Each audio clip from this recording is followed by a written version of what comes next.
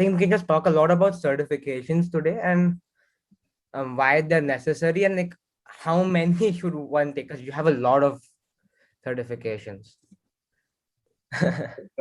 I would say I'm just starting my journey in certifications, but yes, I have seen people who are having a lot of certifications, and I guess that is one of the burning topics when we talk about freshers, especially because they are new into the industry and they are always like, should we do certification? Which one should we go for? And things like that. Mhm. See, certifications really play an important role when you are job hunting.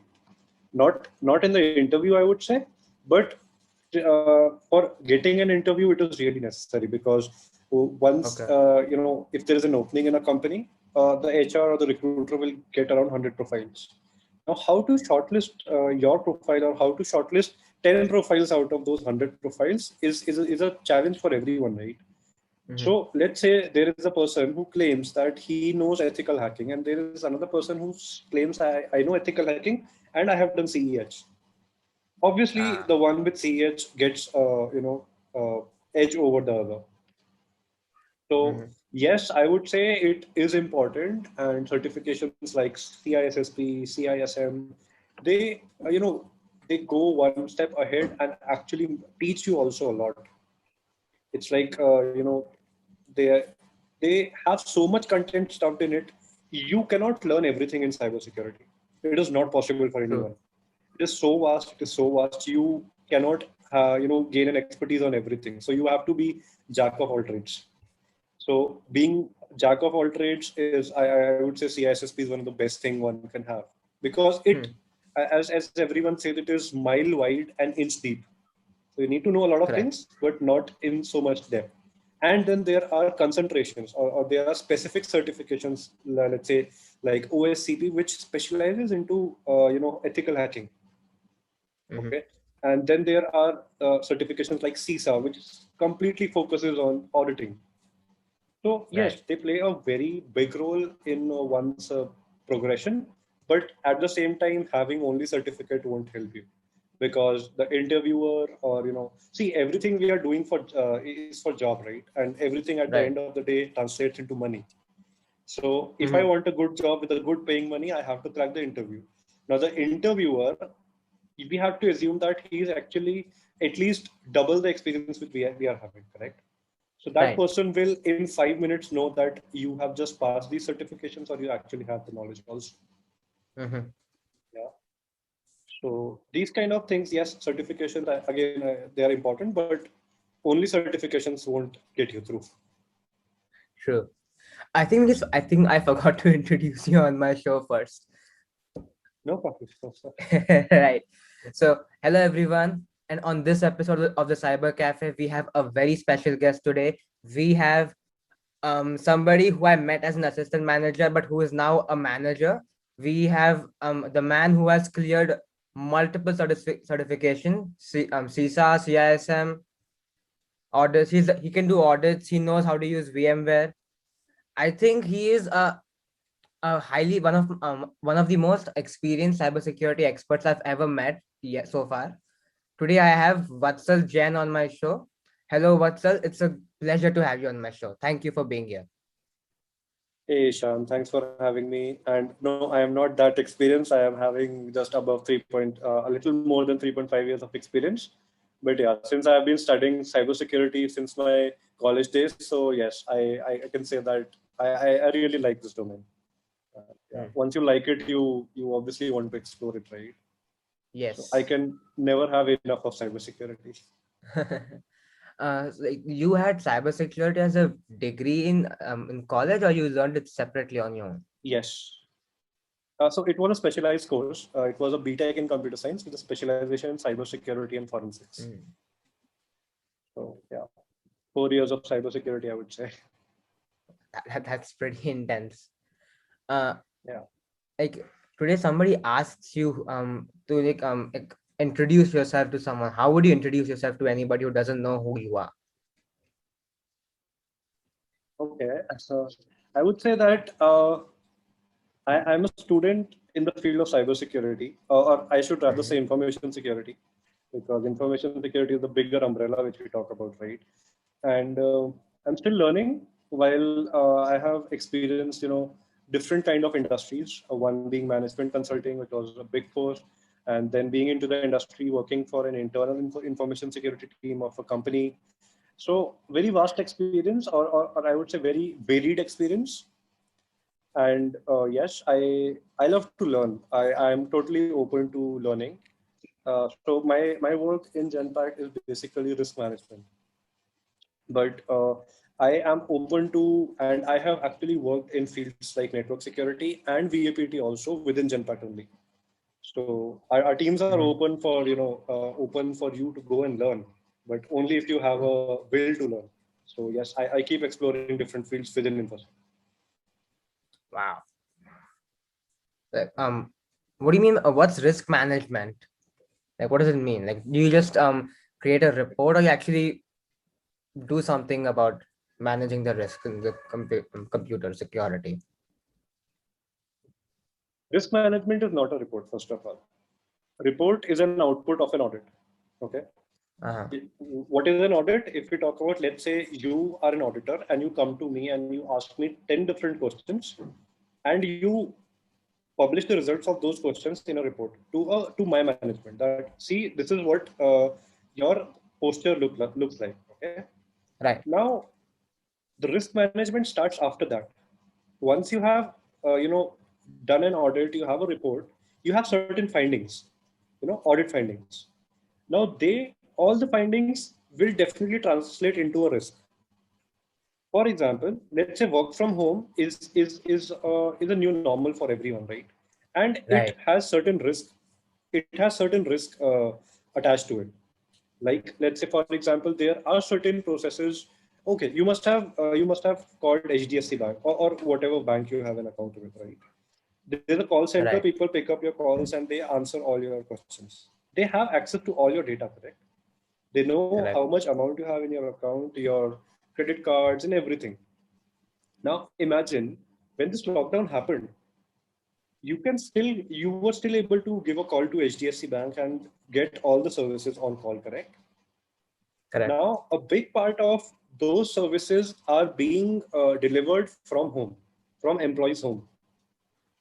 Hmm. Now the easiest and the most risk which layman would understand is taking up my phone and capturing the screen. Let's say I have Ishan's account open in front of me. I'm working for HDFC Bank, and Yeah. your credit card number, your account details, your home address, your phone number, your email ID. I take a picture of that. That's a Uh-huh. risk, correct? It's a I can risk. do whatever I want with it. So once there is an audit report, we have a finding which translates into a risk. Now, what we do with that risk is risk management. So we have basically we have four actions which we can take on a risk. We can mitigate it. We can solve for it. Okay, like I can put a control. I can have the camera of the employee always on, so that I am monitoring that the employee is not taking a picture. Okay, Mm-hmm. I can transfer that risk. I can take an insurance.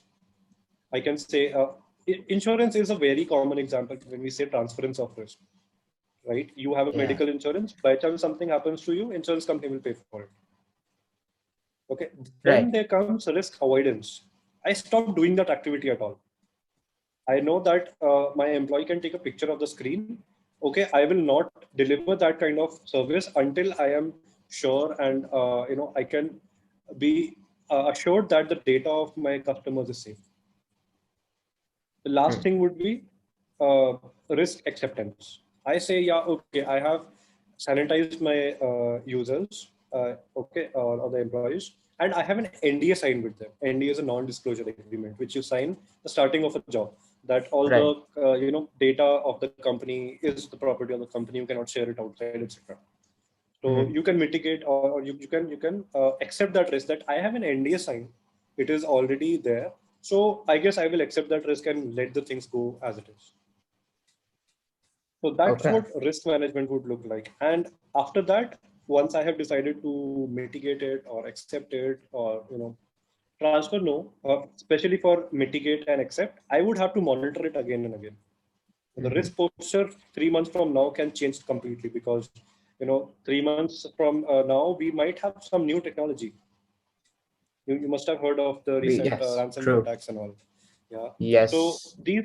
these things keep evolving. Now every company is on their toes and reevaluating the risk posture after what all has happened in last 2 weeks. Yeah, I mean, I'm seeing a lot of news about the increase in ransomware attacks, specific in the United States. Now we have the White House getting involved in the companies. They're like kind of forcing companies to work on this very, very hard. I think especially after that oil drill incident that happened. Yeah, yeah. Uh-huh. And there have been multiple, Ishan. So that oil pipeline ransomware attack which happened was just one of them. There was SolarWinds attack.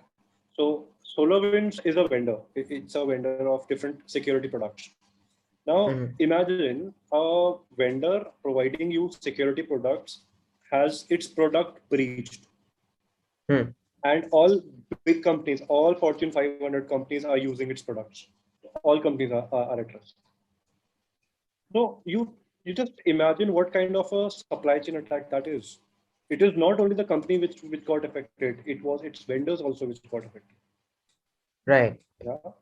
Even the vendors So got I affected. was reading, yeah, I was reading about one of such hacks, wherein around 10 million customer data was hacked or breached, I would say. How did that happen?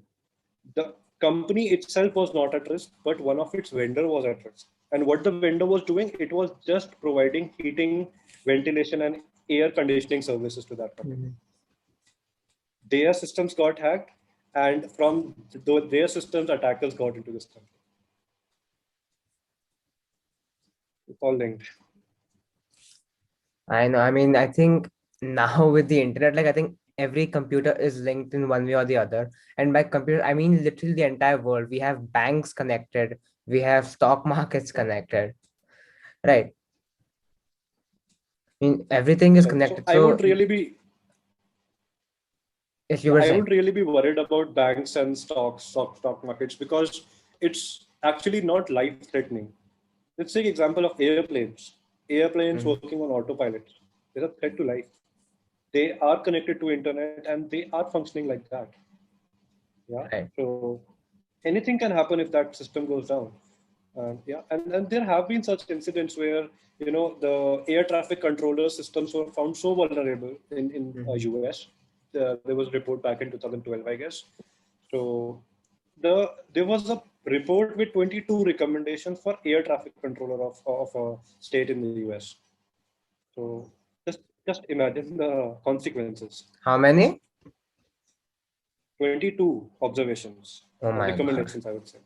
I mean, there must be having at least 100 people in each of those flights. That's a lot of people.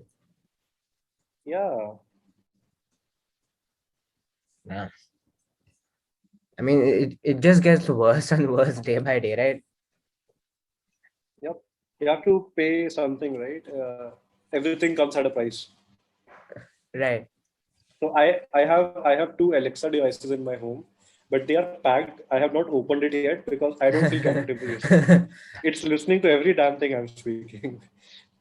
I know that. I mean, we all, but again, that's the price, like you said, the price we pay, right? I mean, people complain about, oh my God, I don't want Facebook to use my data.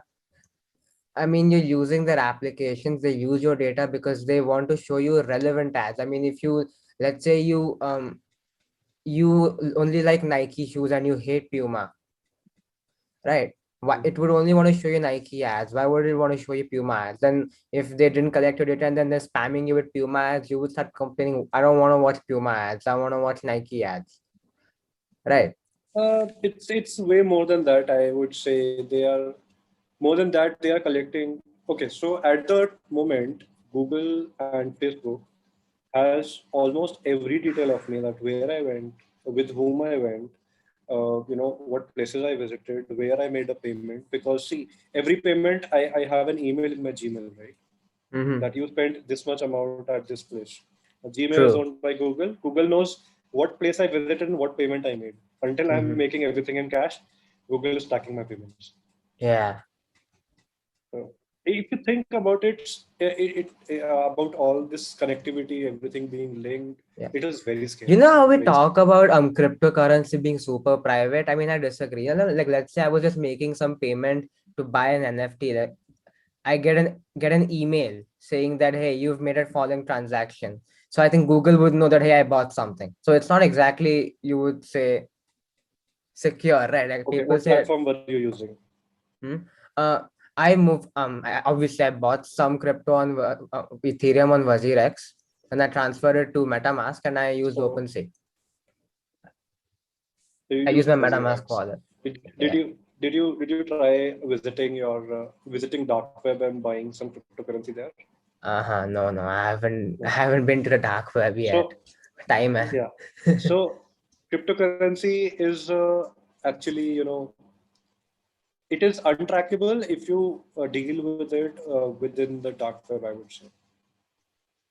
See, Mhm. if you are doing anything on a Google Chrome, interacting with google.com, everything is being tracked. Yeah, I mean like And which is why I use that's how Brave they are browser, designed. but it Which doesn't is work. okay. There are alternatives like DuckDuckGo and all. But Uh-huh. at the end of the day, you will have Gmail, you will have an Android phone. You cannot live without these things, right? You don't have a True. Nokia wala phone where you can just play snakes. Yeah, we don't have that. Right. So until you are operating in dark web, you're using multiple VPNs, using Tor browser. You must have heard of Tor browser, the onion Uh-huh. browser. Yes, So if you're using a Tor accessing dark web, then yes, you can say that you are anonymized. Until then, you are not. that's true. I mean, I just hope people who listen to this understand that okay, like, see, crypto is cool. I mean, it's a digital way of me making transaction in cash, but it's not exactly your anonymity is not as secure as you think. Like, people say that oh, people can't track who made this transaction. Of course they can. I mean, you're getting confirmation on your email. You're gonna get an OTP. You're gonna get maybe you also have this Google Authenticator apps for two-factor authentication. I mean that part is decentralized. Like Google does not know my OTPs on the Authenticator app because it's decentralized, right? It's on the blockchain. I don't think it knows my OTP at the instant. How can you say that Google Authenticator does not know your OTP? Okay, let me rephrase. How can you say that Google does not know your Google Authenticator OTP?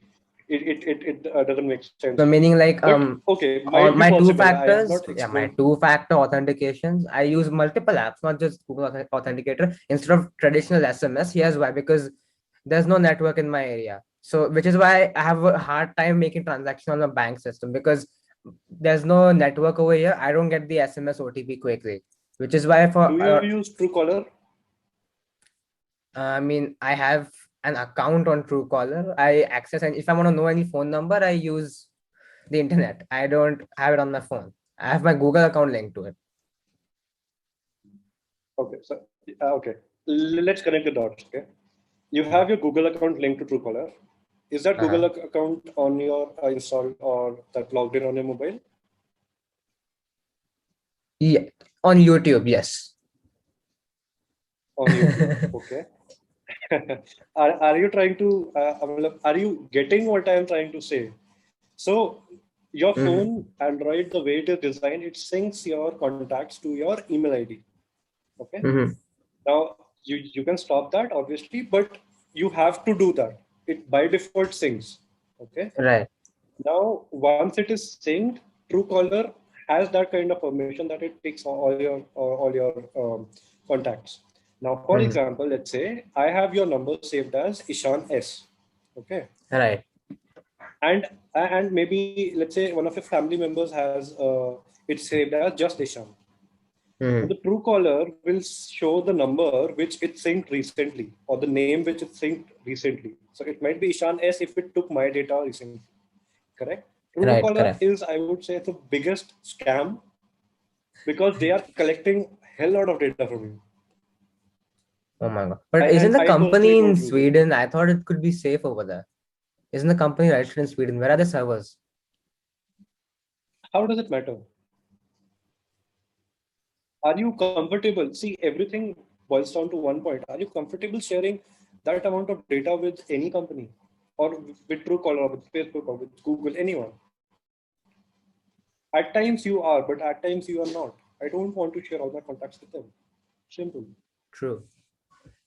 I've faced the same thing with Snapchat. I mean, when I installed Snapchat, it's just showing me all kinds of people. I had conversation with like years ago. I'm like, how do you know I had a conversation with them like 5, 7 years ago? I just installed the app like a few months back because college hai, peer pressure hai, everyone's using it, so I'm like, even I'll use it. I mean, Yeah. it's asking me to. I mean, their numbers aren't even on my new phone. So that was a little bit scary, considering the fact that hey, Snapchat snaps disappear. Like, they don't store your snaps. Right. I don't think Yeah. they store your Yeah. snaps. But I'm still They don't. that was still scary. It is. Internet is scary. If you look at it, it is always scary. Uh, Okay, so I was reading some time back. There's this concept of multi-factor authentication. You know, right? And we uh-huh. have some kind of questions which we feed into the system. Let's say if I forget the password, what was your first car, what was your first school, Uh-huh. the uh-huh. city you were born in. I think I see where you're Each and going with every this. detail you can, each and every detail you can find on social media. I know. And nowadays there are all these cool posts. Like, how people just try to put out for fun that hey, comment below Wrong. your favorite car, your first car. Comment below name of your first pet you Yeah. had. How do you feel about them? And I mean, it can be misused. The thing is that these posts are public. So literally, if I'm scrolling through my LinkedIn right now and I see somebody doing that, and I can see okay, so and so person has so and so phone number, and his favorite dog, his the name of his first dog is, I don't know, name some good dog names for me. I don't. I'm terrible with names. It's okay. Dog. Okay, let's just call the dog Dog. Okay, so now I know your account number. I may have access to your phone number because through your name I can just look it up on Instagram. Truecaller. Yeah, even Truecaller. I mean, like, Truecaller is Yeah. so easy. I mean, you just type in the phone number or your email ID, you get what you want. Yeah. Correct. Right. So I have that, and then I have your name of first dog. Right. Dog. Yeah. Yeah. So And it you can were into be. the system. You can just Yeah, take the like password. I Yeah. mean that's what iPhone used to be before, right? That's when I'm talking 2016, 2017 now. That's what iPhones used to do when I first got my Apple device. That's what they would ask. Mhm. Now, like every time I try to log in to my iCloud account anywhere on any one of my devices, my original devices they get an OTP. Like it's not So Google. what companies are doing now is they understand these risks, right? That your dog's Right. name and your place of birth can be known to Facebook, and anyone can see that. Now they are tying up with financial organizations. So there could be questions like, "What are the last four digits of your PAN card?" Now that Yeah. is a Oh my god. very confined information which not everyone would know. Yeah. Have they already done that? Or they're working on it?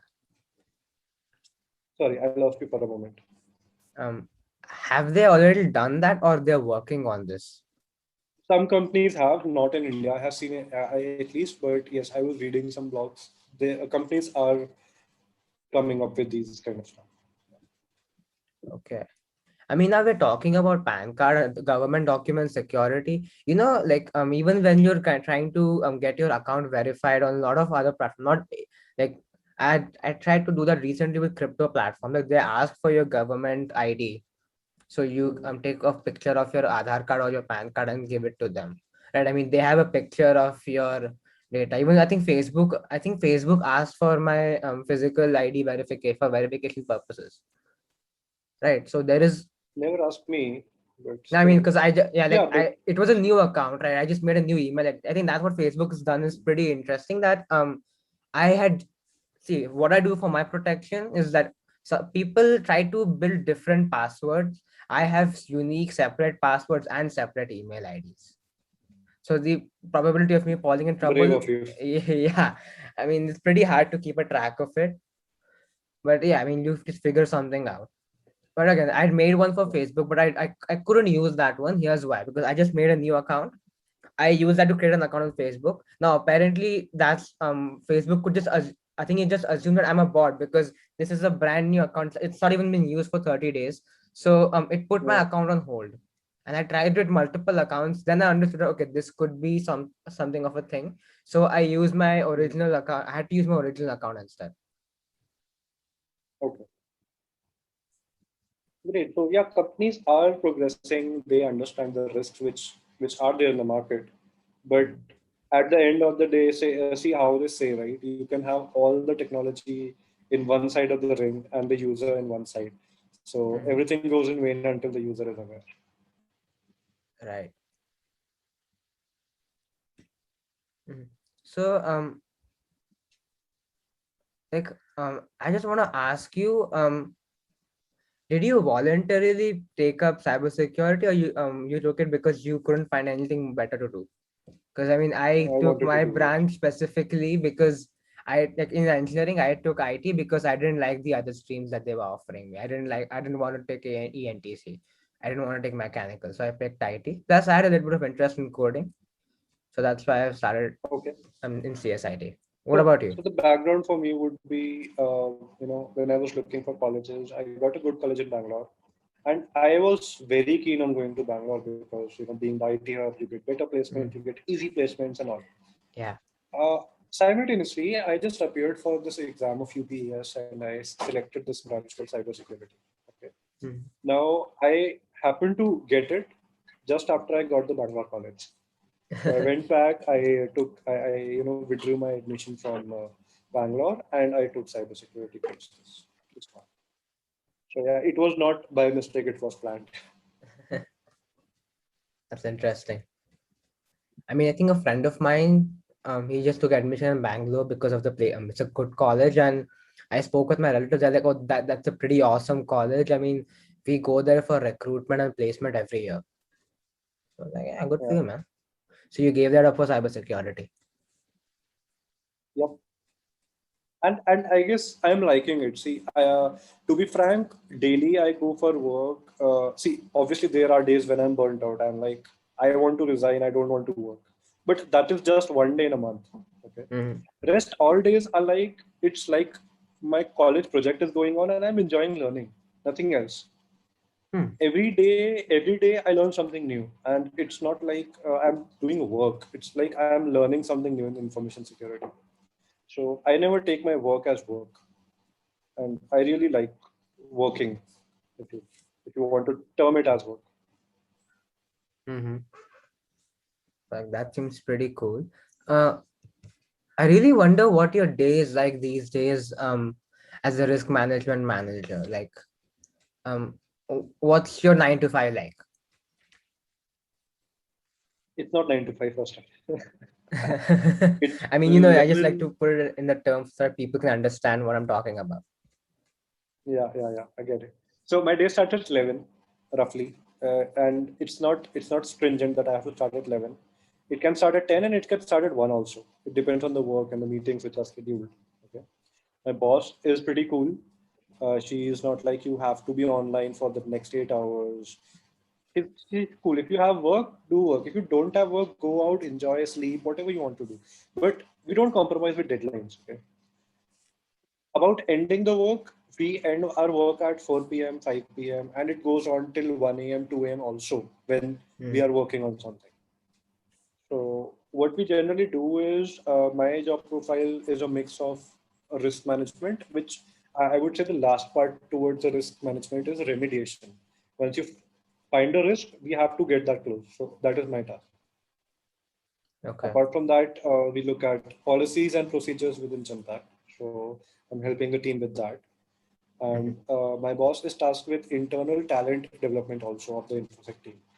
I am helping her with those initiatives also, like planning the certifications and trainings for the whole team for the whole year and things like that. So that is how my 9 to 5, or I would say 11 to when the day ends, looks like. Hmm. Yeah. I mean, it's pretty impressive. I mean, I don't know, the culture sounds pretty nice. Has it been like, has it always been this way, or they just made these changes in the Yeah. pandemic? No, no. So I remember when we used to have office, we used to reach office by 11. Okay. Mm-hmm. So start at around 10, enjoy 1 hour drive from Delhi to Gurgaon, and all the traffic and stuff. We used to get late. We used to reach by 12. We used to reach by 12:30, and it was all cool. It always has been, because until we are getting the work done on time, no one really bothers if I am reaching office at 1 or leaving at 4. No one really bothers. That's impressive. I mean, I think that's a pretty, I find that culture to be a very healthy one. I mean, I'm It glad is you have a definitely. culture like that. I mean, Yeah, it's trying to be more about the people and their deadlines. That means both. It's not just okay, do the work, and just keep on working. I mean, it's about you and how you can be as productive as possible in a healthy way. that's right. That's what I Plus, could plus tell. when you have the freedom, right? You want to work. You are Mhm. not working just because you want money. You are working because you want to learn, and you are learning something new. You have that kind True. of freedom that if you're done with your work, go ahead and explore, do something else. Mhm. So it's pretty good that way. Hmm. That was pretty fun. I just want to ask you, like we spoke a lot about certifications earlier. Certifications, I think they are expensive for any individual. So and Yes. I Okay. just feel I don't know, I just feel like a lot of students nowadays they just see these videos on YouTube and they're like, hey, okay, certifications are necessary, but there are like so many certifications out there and you don't have enough money to pay for all of that, right? So what do you think students make a mistake in when they think about certification? What do you think is the biggest mistake they make? Okay. Let's talk about what was my perspective when I was looking at certifications when I was in college. Certification was a very huge thing for all of us. It was like, oh my God, you have done CEH, you're a certified ethical hacker. Oh my God, you have done a ISO 27001 lead auditor. That used to be a big thing. And trust me, sometimes it is also a big thing. But Mhm. at a fresher level in the college, having one of these certifications, if you're aligned towards technical side of it, you Mhm. CH is a good to have, though its value is depreciating a lot, but it is still a good to have because you get to learn a lot. And then Right. ISO 27001, if you want to go towards the risk management side of information security, right? Towards auditing, Right. towards risk management. So ISO 27001 really makes sense. And both of these certifications you can get, under and around 30,000 INR. So I don't think that is way too costly. But yes, if we talk about advanced certifications, let's say OSCP, it costs somewhere around 1 lakh. Yeah, So that's yes, I expensive. would not recommend anyone, spending hard-earned money like that, but rather they can get into a good company and ask the company to sponsor it for them. And companies do that happily because they continuously want their employees and their resources to develop and grow professionally, because that also adds to the skill set of the team. Mhm. Yeah. So Yeah. so advice to freshers, if they are looking at certifications, would be go for a CEH or ISO 27001 if you really want to do it. Post that, if you want to do any advanced certificate like CISA or CISM or CISSP or OSCP, you wait for your company to sponsor it, because I think that will really make more sense. Hmm. Yeah. I really like how you just mentioned that. Okay, pick out the few basic ones instead of just going for the I mean, advanced ones, because a lot of people are just confused. They just want to go for the OSCP directly. I mean, yeah, it's a like I've heard the right way that hey, um, I've heard someone say that hey, if you can clear the OSCP yourself, you can practically understand anything and everything about computer systems in terms of bug hunting. Like if you let's say if you're doing bug hunting, if you've cracked the OSCP, you can easily claim any bug bounty as easily as possible. See, Ishan, information security, or let's talk about cyber security when you are saying, or when you're talking about OSCP. Cyber security, as its base, has network security. Until you Mhm. understand network, what is a TCP/IP protocol or stack, or what is Mhm. an OSI model, how a packet traverses through a network, what are different layers of the of a protocol stack. Mhm. You can, yes, go ahead and still clear OSCP, but you do not have the basics right. Okay, Right. you can practice 100 of VMs online and still clear OSCP, but you will not have that in-depth knowledge of what cybersecurity is supposed to be. You are supposed to understand how a packet moves, what a packet contains, what are its headers. Mhm. Because if you know that, then only it makes sense. Otherwise, Right. it's just running scripts and tools. Anyone can do that. You watch a couple of YouTube videos and you will be a master on Metasploit. But can you actually make an exploit? Is what is the question. Not everyone can do it. Interesting. Hmm. Yeah, real. I mean, and that was pretty intense. I mean, the way you put it, like, I mean, people just said, okay, you just put it into perspective for a lot of people right there. That instead of just going on the So I advanced keep certifications, talking. you're talking about Yeah. getting the basics right. And I think I put out a post on LinkedIn a few weeks back. You know, चतुर वाला meme कि hacker बनना सबको है पर basic concepts पढ़ता कोई नहीं. Did I I? put No, something. I did not. Okay, no, I put it You out. put, yeah? Yeah, I put it Okay, out there okay, on okay, LinkedIn. I just I just made okay, something up. It just came to my mind. I was watching that specific scene the other day. It just came to me and I just uh-huh, made it. okay. So I've been talking to a lot of college folks, especially my juniors in college who are specializing into security.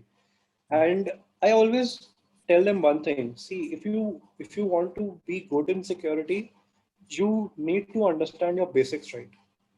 You need to understand how a programming language works. What is a C, what is a C++, and what is Java. Because Mhm. some point in time you will be viewing or reviewing VAPT reports which will have a code component to it. Now until Mhm. you understand what a C++ is, that report won't make sense to you. True. Until you understand network or network security, you won't know where to place a firewall and how a firewall works. What a firewall is supposed to do for me, right?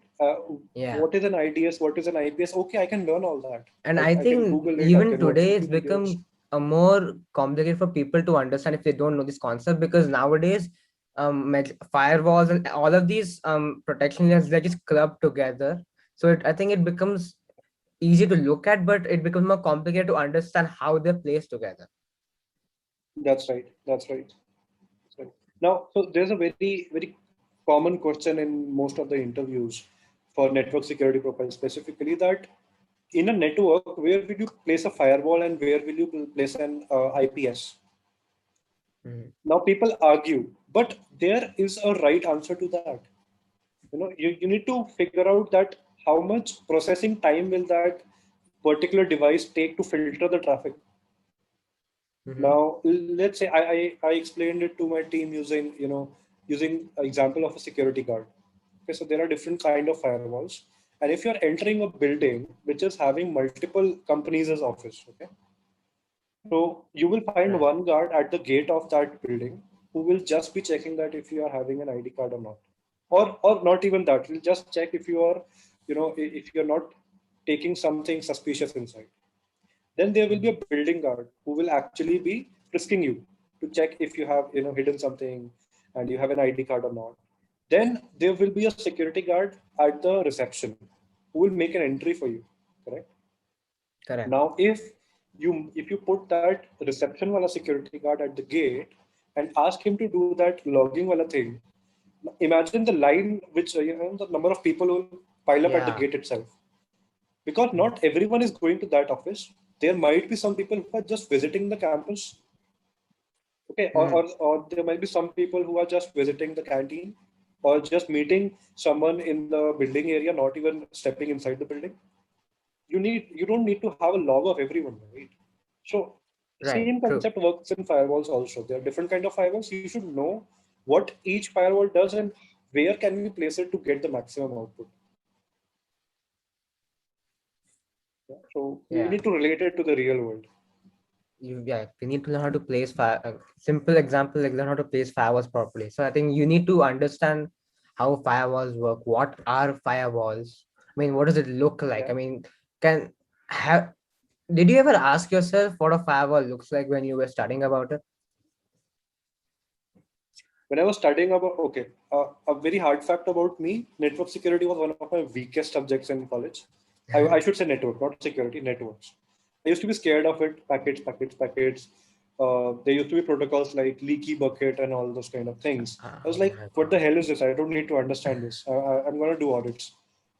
That eventually also worked out for me for 6 months. But after that, I started feeling, yeah, I don't know this. How can I check it? Now I go to an organization, I say that, have you done a firewall rule review? They say, yes, they have done it. Okay, show me. They show me an email which says that review was completed. Okay. But if I am well versed in firewalls, I can actually grill them more and ask them to open their rule set and show me that how things are actually inside the firewall. You'll have to give me a moment. I need to connect to my charger. Sure.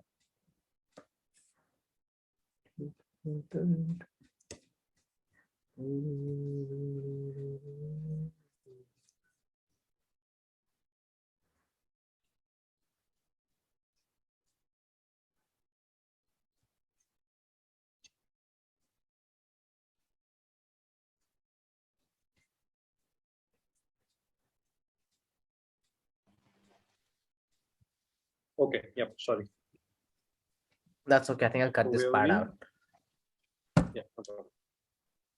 Right. Boom. We So were we're talking about, yeah, network security, right? yes, we are So talking about yeah, network it was a security. very weak, yeah, it was very weak for me, network parts, and I learned it the hard way. But when I talk to my juniors or any aspiring computer science engineers, they ask me that where do we start, learning about information security, and where will it go? How do we proceed?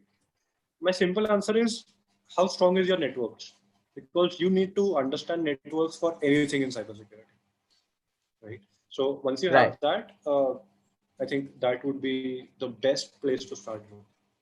And I've been looking at course materials and uh, syllabus from various industry certifications. You won't believe Mhm. they talk about programming, and I'm talking about infosec certifications, as certifications like CISSPs and all. Okay. They talk about operating systems. They talk about secure programming methodology. So if you don't know what programming is, you cannot have a secure programming methodology. If you don't understand how your CPU works, you cannot secure your hardware.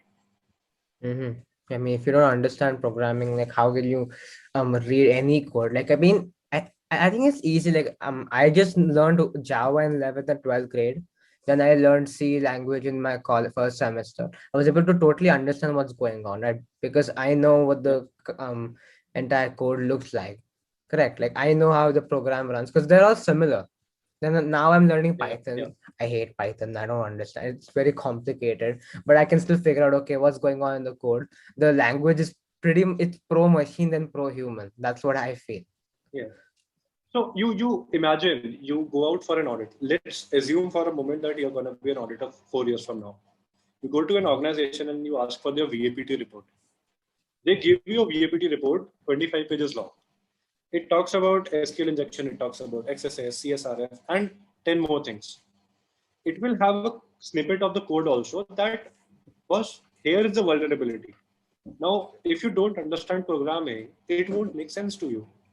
It is just a jargon for you that, yes, there's an SQL injection vulnerability in the system. But does that really excite you? To me, no. Until No, I understand that what is going on. that's true. Yeah. Yeah. I mean, speaking of SQL injection, I mean that I recall. I think I've read somewhere that Facebook used to have SQL injection back in 2011 when it was new. Have you ever heard of that? So, so yeah, see, every website will evolve slowly, right? And Hmm. that is the reason people are winning bug bounties, and bug bounties worth lakhs, right? Yeah. You Not must have all seen of them are news, right? worth. Yeah, I mean there are so many of them. I've heard multiple people, but again, like I have had so many other people on my show, and they all say the same thing, that okay, what's going on wrong with students is that they go after the bounty part so much that they don't enjoy it when they get rejected because it was a duplicate and they didn't get the bounty, and they get very upset. Yeah. So I was And watching it's this become video, more of your last the session.